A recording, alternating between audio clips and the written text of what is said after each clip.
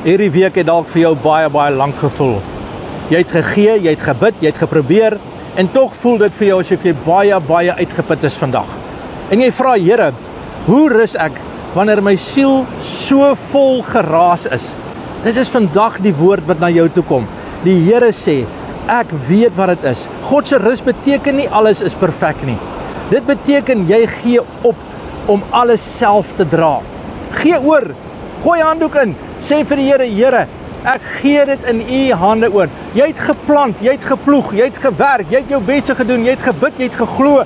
Nou is dit tyd om net te sê, Here, dankie, die oes is op pad. Dankie, Here, u gaan vir my gee. Wat ek gesaai het, gaan ek maai. Ek prys u, Here, daarvoor. Ek dank u, Here, vir u goedheid. Matteus 11 vers 28 vers 29 sê, kom na my toe, almal wat vermoeid en belas is, en ek sal julle rus gee. Neem my juk op julle en leer van my, want ek is sagmoedig en nederig van hart, en julle sal rus vind vir julle siele. Hier is God se woord. Jy hoef nie meer op jou eie rus te vind nie. Die Here sê jy sal rus vind van hom af. Hy bring dit vandag. Dis 'n belofte wat hy vandag vir jou gee. Ek wil hê jy moet sien, net soos hierdie golwe inkom vandag, so bring hy rus, en die rusgolwe kom oor elke situasie, elke omstandigheid, en jy kan vandag weet dat die Here is jou antwoord en jou bron vandag. Hy is jou lewe en hy is jou vreugde vandag. Hy is jou antwoord en hy help jou vandag.